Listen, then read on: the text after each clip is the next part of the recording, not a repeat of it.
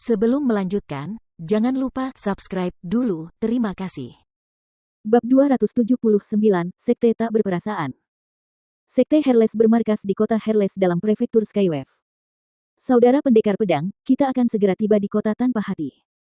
Saat kita bertemu dengan guru kita, aku akan merekomendasikanmu kepadanya sebagai pelindung sekte kita. Kekuatanmu lebih dari cukup untuk membuatmu memenuhi syarat menjadi pelindung, kata Leng yang dalam perjalanan menuju kota tanpa hati. Jian Wushuang tersenyum lembut padanya. Dia telah mendengar sedikit tentang sekte tanpa hati dari mereka berdua di sepanjang jalan. Dia cukup menyadari bahwa tokoh paling menonjol dalam sekte itu, tentu saja, adalah Master Sekte Tanpa Hati, seorang ahli setengah suci. Di bawahnya datanglah para pelindung. Total ada 8 pelindung, masing-masing dari mereka merupakan pakar teratas dalam daftar bulan darah. Faktanya, Beimu dan Leng yang adalah pelindung. Kita sudah sampai, kata Beimu.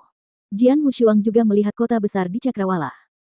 Sebagai markas sekte tanpa hati, kota tanpa hati jauh lebih besar daripada kota hati iblis. Belum lagi betapa ketatnya penjagaan di sana. Pelindung Beimu, pelindung Leng Yang. Para prajurit dari sekte tak berperasaan yang lewat dengan hormat menyambut Beimu dan Leng Yang ketika keduanya memimpin Jian Wushuang ke kota. Tak lama kemudian, mereka sampai di balai pertemuan milik bangsawan.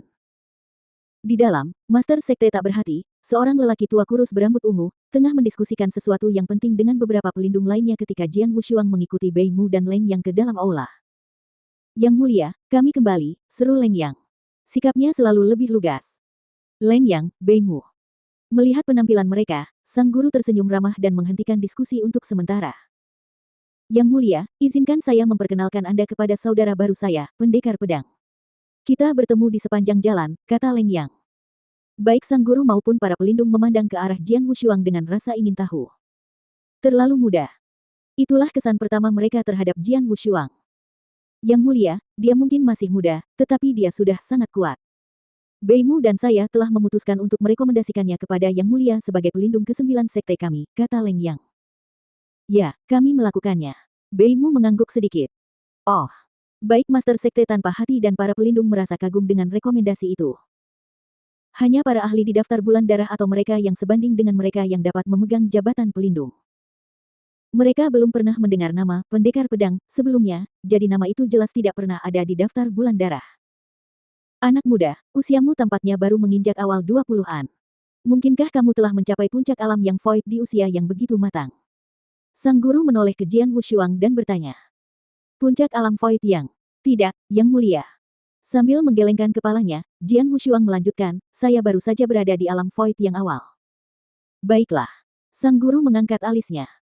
Para pelindung di samping sang guru mulai mencibir Jian Wushuang secara langsung.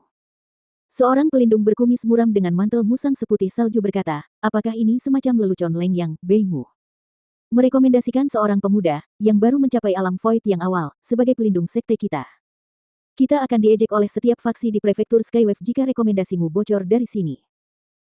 Kemampuan saudara pendekar pedang memang tidak tinggi, tetapi dia masih memiliki kekuatan yang luar biasa.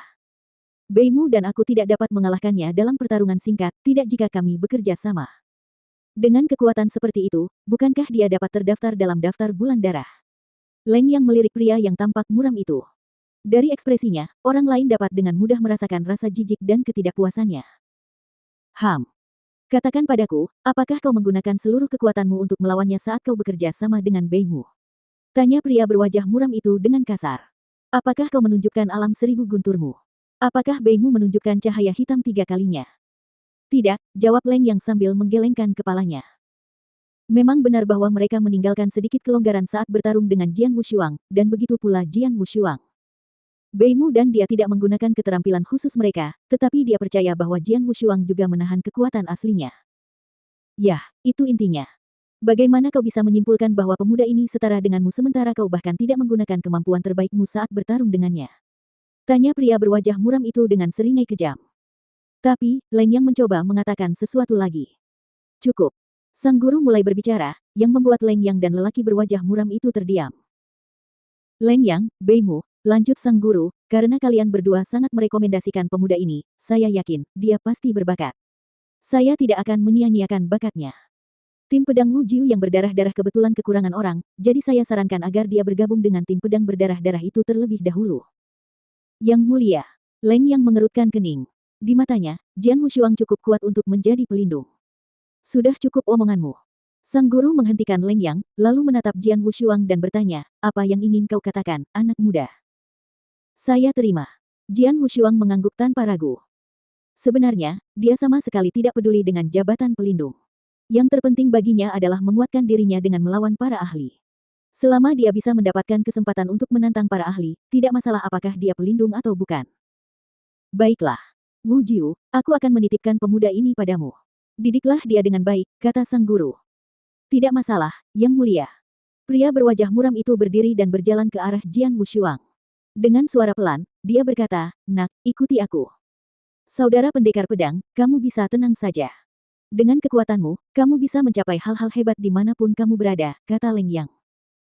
Mendengar ini, senyum terbentuk di bibir Jian Wushuang. Dia mengangguk pada Leng Yang dan kemudian pergi bersama Wu Jiu.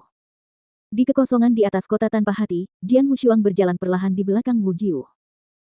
Nak, mari kita perjelas, kata Wu Jiu dingin, aku tidak peduli apa hubunganmu dengan Leng Yang dan Beimu. Sekarang kamu sudah berada di timku, kamu harus mematuhi perintahku tanpa bertanya, bahkan jika itu adalah perintah yang menyuruhmu mati. Jika kamu ragu-ragu dalam mengikuti perintahku, aku akan membunuhmu dengan tanganku sendiri saat itu juga. Sambil mengangkat sebelah alis, Jian Wushuang tersenyum tipis namun tidak menanggapi. Tidak butuh waktu lama bagi Wu Jiu untuk tiba di sebuah halaman besar bersama Jian Wushuang. Taisan, teriak Wu Jiu dengan suara yang menggema di seluruh halaman. Seketika, sekelompok orang keluar dari halaman, dipimpin oleh seorang pria yang tingginya lebih dari 2 meter. Berdiri di sana, pria jangkung itu bisa saja disangka sebagai bukit. Pelindung Wu Jiu, Taisan dan yang lainnya memberi hormat dengan hormat. Mengingat kalian, tim ke-9, baru saja kehilangan satu orang, aku telah mendapatkan penggantimu. Orang di sampingku bernama pendekar pedang, pendatang baru di sekte kita. Ingatlah untuk mengajarinya aturan yang kutetapkan. Wu Jiu berkata dan melirik Jian Wushuang sebelum pergi.